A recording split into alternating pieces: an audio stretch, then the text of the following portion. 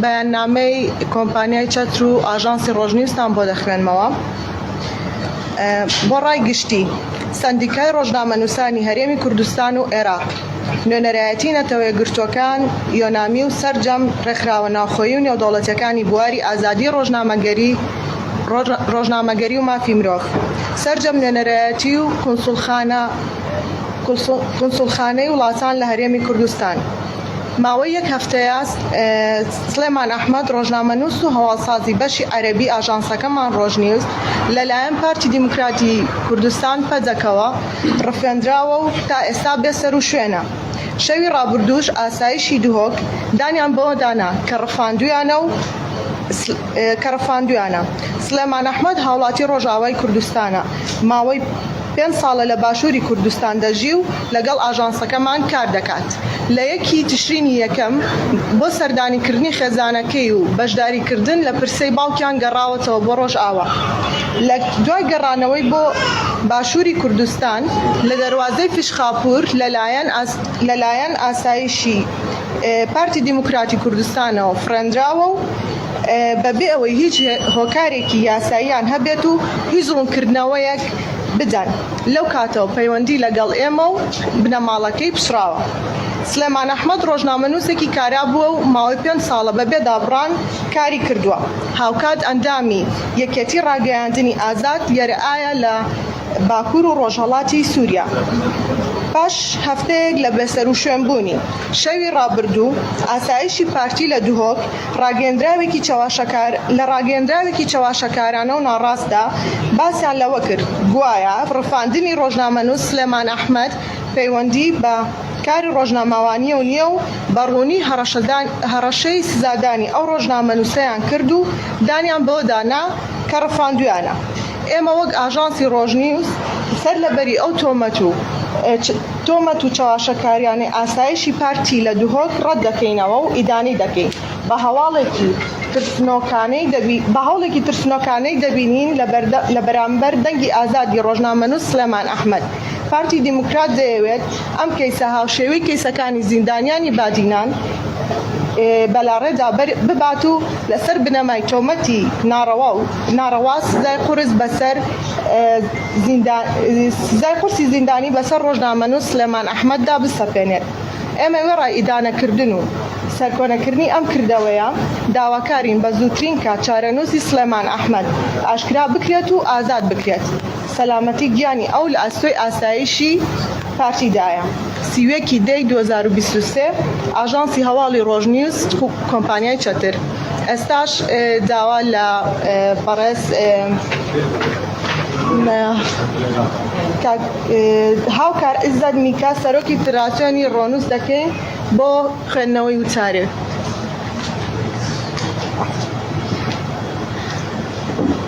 سڵاتان لێبێ بەڕێزان. بەداخەوە ئێمە وەکو فدراسیۆنی ڕۆژنامەنووسان و نووسەرانی سربەخۆ ڕۆنووس ماوەی 2 ڕۆژە ئەنجومەنمان هەڵبژاردووە تا ئێستا 3 بەیاننامەمان دەرکردووە بۆ ئەوەی کە ئیدانەی دەستگیرکردن و پێشەلکاری بەرامبەر بە ڕۆژنامەنووسان و بە میدیا و بە دەنگی ئازاد بکەین کە ئەمە بەڕاستی ئامارێکی زۆرە و لە ماوەی 2 ڕۆژە 3 پێشەلکاری گەورە لە هەرێمی کوردستان لە هەرێمێکی 4 پارێزگایی وەکو هەرێمی کوردستان بەڕاستی ئەمە یەکێکە لە ئاماژە زۆر مەترسیدارەکان بۆ ئازادی ڕادەربڕین، ئازادی وشە و کاری ڕاگەیاندن کە مەترسیدارترینیان بەڕاستی ئەمەی کە ئەم شەو ئاسایشی پارێزگای دهۆک دوای 6 ڕۆژ لە دیارنەمانی ڕۆژنامەنووسێکی ئاژانسی ڕۆژنیوس خاوەندارێتی خۆی و ئەوەی گرتە ئەستۆکە لای ئەوان دەست بەسەرە. دیارنەمانی ڕۆژنامەنووسێک بۆ ماوەی 6 ڕۆژ بە هەر هۆکارێک بێت و بە هەر پاساوێک بێت بەڕاستی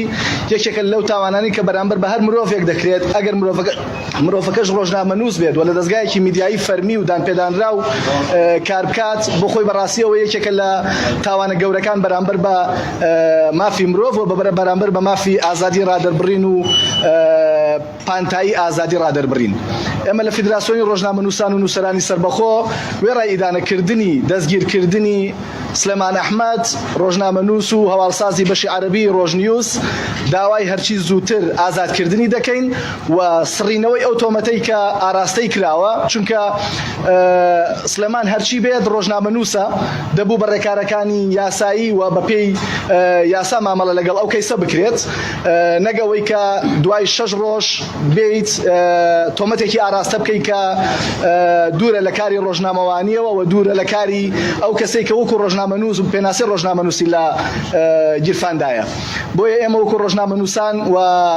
وەکو فیدراسیۆنیش بەڕاستی داواکەین هەرچی زووە چارەنووسێکی ڕوون و ڕەوانی ئەو کەیسە یەکلایی بکرێتەوە ئاشکرا بکرێت و چیتر ڕۆژنامەنووسان نەبنە قوربانی ململانێ سیاسیەکان، چیتر ڕۆژنامەنووسان بە هۆکار و بە پاسا و بە بیانووی نابەجێ دەستگیر نەکرێن و سزا نەدرێن و نەفێنرێن. ڕفاندنی ڕۆژنامەنووسێک بۆ ماوەی 6 ڕۆژ و دواتر دەرخستنی چارەنووسی بۆ جۆرە ئاماژەیەکە بۆ ئەوی هەرێمی کوردستان هەرگیز ژینگەیەکی لەبار نەبوو بۆ کاری ڕۆژنامەوانی، ئەگەرچی لێرە و لەوێ بازەکرێت و دەوترێت فەزایەکی باشێ بۆ کاری ڕۆژنامەوانی، بەڵام وەک گوتمان ئامارەکان هێندە زۆرن کە بۆ جوگرافیایەکی بچووکی وەکو هەرێمی کوردستان ئامارەکان زۆر زیاترن لەو جوگرافیایی کە ئەبێت پێشەرکاری بەرامبەر بە دەنگی ئازاد و بە ڕۆژنامەنووسانی تابێت. هاوخەمی هاوڕێیانمان لە دەستگای میدیای ڕۆژنیوس و سەرجەم ڕۆژنامەنووسانی هەرێمی کوردستانین، پاڵپشتیانین بۆ هەر کارێک کە بزانین ئەتوانین هەنگاوێک کەیسەکە بەرینە پێشەوە و تیمی پارێزەرانمان لێرەوە دەیڵێن لە خزمەت کەیسەکەدایە ئەگەر پێویست بکات ئێمە وەکو فیدراسیۆن لەگەڵیانە بین و سپاس بۆیەوە.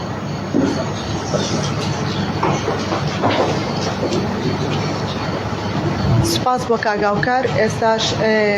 کاک دیاری وتاری سنتەری میترۆتان پێشکەشەکە.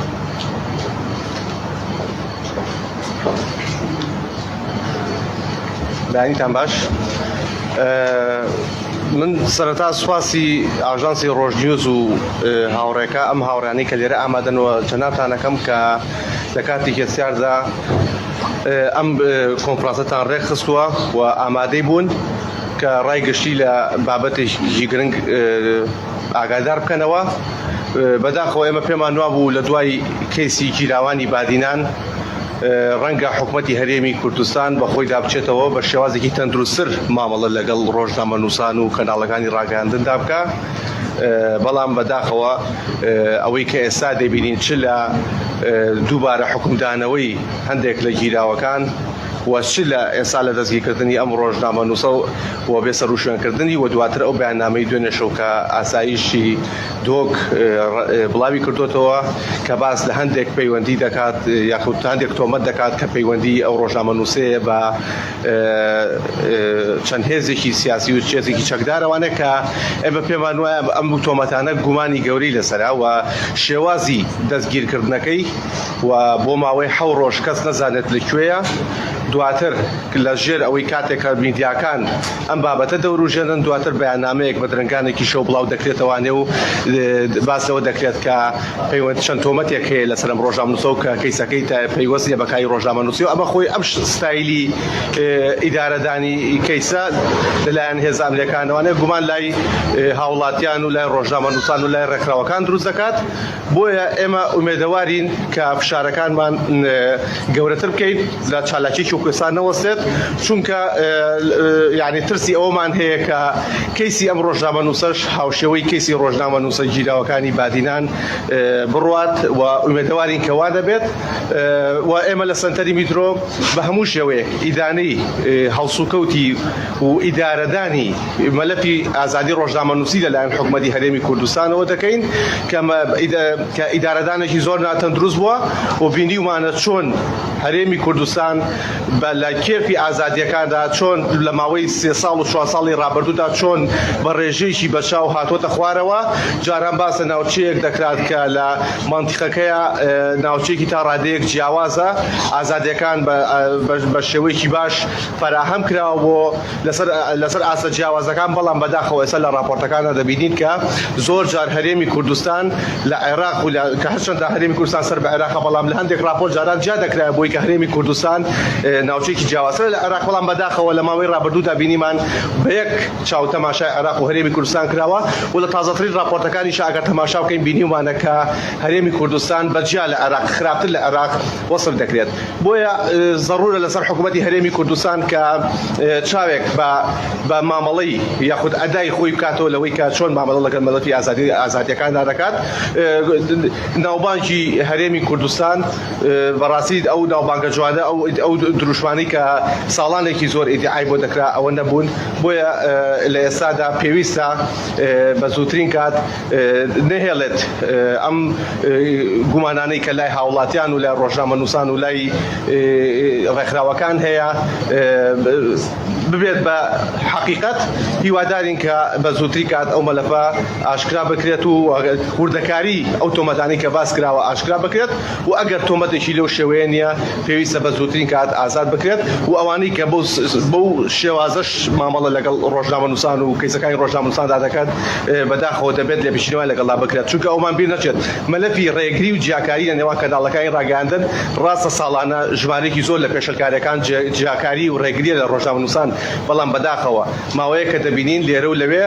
کاتێک لە زۆنێک ڕۆژنامەنووسێک دەستگیر دەکرێت زۆنەکەی کە دەیەوێت تۆڵی خۆی لە ڕۆژنامەنووسێکی دیکە بکاتەوە کە ئەمە بەڕاستی دیاردەیەکی زۆر ناشینە و سیمای هێزە ئەمنیەکان کە بە پارەی هاوڵاتیانی هەرێمی کوردستان و لەسەر بودجەی گشتی دەڕۆن بەڕێوە بەداخەوانەیە بۆ مەبەستی حزبی و مەبەستی شخصی بەکاردەهێنرێت هیوادارین ئەم جۆرە لە جیاکاری و ڕێگریانە دووبارە نەبنەوە هەر هەفتەی ڕابردوو بینیمان لە شاری لە سنووری پارێزگای هەولێر چۆن کاتێک کە بەرنامەیەکی کەناڵی گەلی کوردستان کە بەرنامەیەکی کلتوری و نەتەوایەتی و کۆمەڵایەتیە بینیمان چۆن ڕێگری لێ دەکرێت کە ئەو تۆمەت ئەو پاساوانەی کە خرابوونە ڕووبە و بەرنامەیە کە پاساوی قایلکرد نەبوون بەوەی کە مۆڵەتیان وەرنەگرتۆ کە ڕووماڵی یاخود ئامادەکردنی بەرنامەیەکی وا پێویستی بە مۆڵەت وەرگرتنە کە لە کاتێکدا بەرنامەیەدا سیاسی بۆ نەی شتێک بووە تەنها وەک جۆرێک لە فشارکردن بۆ سەر ڕۆژنامەنووسان بەکاردەهێنرێت ئومێدەوارین کە ئەم پێشەلکاریانە و ئەم ئاسەد و بەربەسانە کەم ببنەوانێ و ئومێدەواریشین کە ئێمە وەک ڕێکخراوەکان چ ڕۆژنامەنووسان چ هەموو ئازادی خوازان لەسەر هەرێمی کوردستان بە شێوەیەکی جدیتر کا لەسەر ئەمەکەین تەنها لە کۆنگرێکی ڕۆژنامەوەیدا تاو نەبێت بەڵکو ئەمە لەفە بەکراوی بێنێتەوە تاکو بتوانین ئەو کەیسی ڕۆژنامەنووسا بە ڕێڕەوە ڕاستی دەکەی خۆی دابڕوات. عوسمان لە گەلی کوردستان کاگەریێ ئەو پرسیارم دەم کە لە ماوەی ڕابردوودا لەبەر هەندێک گرفتی یاخود هەندێک کێشەی شخصی ڕۆژنامەنووسێکی هاوکار و هاوڕێمان دەزیدان لە سنووری پارێزگای سلێمانی هەندێک لە کەناڵەکان جاری ئەویان دەکرد کە ئەمە لە سەرکاری ڕۆژنامەوانی بووە لەسەر بابەتی تر بۆ بەڵام لە کۆنگرێکی ئاوهادا تەنانەت ئەو کەناڵانەیش نابین بێت جا پێمان بڵێن ئەوەی کە ئێستا ڕوودەدا لە هەرێمی کوردستان سەبارەت بە ناوچەیەک بۆ ناوچەیەکی تر بەرامبەر بە ڕۆژنامەنووسان کەی کۆتایی بێ و چۆن کۆتایی بێ و تا کەی ئەم جارە لایەک و یعنی بانێک و دوو هەوایان ڕاستە دیارە ئەو لەسەر ئەو کەسای مۆکسنتری میتۆ زۆر ڕخنەبارانیش کرایین لەسەرەوەی کە لە کاتێکدا ئێمە و دوو ڕۆژنامەنووسە پێشتر قسەمان لەگەڵا کردوون و یەکێکیان لەو ڕۆژنامەنووسانە پێشووی دەستگیر بکرێ من خۆم هەوڵی نێوەنگیریمان بۆ دا کە لەسەر کەیسەکەی ئاگادار بن کە کەیسەکەی تایبەت بە کەیسی ڕۆژنامەنووسە نیە بەڵکو ڕۆژنامەنووسێکی هاوڕێی خۆی یەکێک لەو کەیسانە سکاڵای لەسەر تۆمار کرد بۆ ئەو بابەتێکە بەڵام سەبارەت بە پرسیارەکەی جەنابەت ئەقڵیەتی حکومڕانی لە هەرێمی کوردستان ئەقڵێتێکی حزبیە و ئەقڵێتێکە ناتوانێت مامەڵێکی تەندروست لەگەڵ ئیعلامە بکە ئەمە هۆکاری ڕئیسیە بۆەوەی کە کەناڵەکانی ڕاگەاندن ناتوانن ئازادانە کارەکانی خۆیان بکەن و ناتوانن لە هەموو ناوچەکانی هەرێمی کوردستان بە یەک چاو تەماشا بکەن بەداخەوانێ ئەوەی کە ئێستا ڕوودەدات بەردەوام ئەم جۆرە جیاکاری و ڕێگریانەیە کە دووبارە دەبێتەوە هۆکارەکەی بۆ کە دەکرێتەوە کاتێک کە سراعی سیاسی نێوان لایەنە سیاسەکان تون دەبێتەوە کاتێک کە خۆپشان هەن و ناڕەزایەتەکان زیاد دەبێت تۆڵەکەی لە ڕۆژنامەنووسان دەکەن وەکلەوەی ڕۆژنامەنووسان بەشێک بن لەو سراع سیاسی کە هەیە لە نێوان لایەنەکاندا كسا وفرنامون تسجيل نقدر يعني يبدأ كاتيري كي كسر دوا هاي ما كسر دوا أما كسر أساسي شبنا عربية أميان تسجيل في دوا آية يروح سنت تري متيو شبه دلاشون يتنقل دوا يعني أو ناسي سنت يروح عم بەڵێ دیارە ئەو براد ئەوەی کە ئاسایش باسی دەکات ئۆتۆمەتانە تاکۆسا پشاف نکراوەتەوە بۆ ئێمە داوامان کردووە لە هێزانەکان و ئاسایشی دۆکەوتۆ ئۆتۆمەتانە بە بەڵگەوە پشاف کاتەوە شکامە کەیسەکە چۆتەکە بۆتە لە قاڵبی ڕایگەشتی و ڕایگەشتی یانی ئەم کەیسە دەبێت ئیدارە بدات بۆیە داوامان لە هێزانەکانەکە و بەڵگانە پشاف بکەنەوە بەداخەوانێتە بەڵگەکان قالکردین وە گومان هەیە لەسەر بەحکمی ئەوەی کە جان بەڵێ تاکۆسا بە فەرمی هیچ وەڵامێکە نەدامێتەوە ئێمە چەند جارێک پێیوەتیمان بە ئاسایشەوە کردەوە و تا دوێنێ شەویش پێش بڵاوکردنەوەی ئەو بەیاننامەیە بە ئێمە تۆ کە نازانی ئێمە دەستگیرمان نەکردووە دوێنێ شەو درەنگانێکی شەو بەیاننامەیەکیان بڵاو کردەوە کە باسەوە دەکەن بڵێ هێزەکانی ئەوان دەستگیریان کردەوە بەڵام شوێنەکەیان دیاری نەکردووە لە هەماکانیشە تۆمەتەکانیشان هیچ بەڵگێکی تیانە تەنها گومان هەیە بەداخەوان یعنی ئەدای هێزە ئەمنیەکان و ئەدای دەسەڵاتی دادوەری لە هەرێمی کوردستان لە ماوەی ڕابردوودا بە جۆرێک خراپ بووە کە گومانی دروست کردووە لای هاوڵاتیان و لای سەرجەم تینور توێژەکان بۆی کە داداکان وەک پێویست نەیانتوانیوە کەیسەکانی ئازادی ڕادەربڕین و کەیسەکانی ئازادی سیاسی یەکلا بکەنەوانەیە بۆیە گومان دەکرێت لەم کەیسەشا بە هەمان شێوە کە ئەو تۆمەتانی کە خراونەتە ڕوو تۆمەتی ڕاستەقینە نەبن تەنها وەک جۆرێک لە تۆڵەکردنەوە بە یاخود سزای سیاسی بێ بەسەر ئەو لایەناندا و ڕەنگە ئەو دەستگایی کە ئەو ڕۆژنامەنووسە کاری دێ دەکات هۆکار بێتەوەی کە ئەو تۆمەتانی بۆ هەڵبەسێت. سوپاس.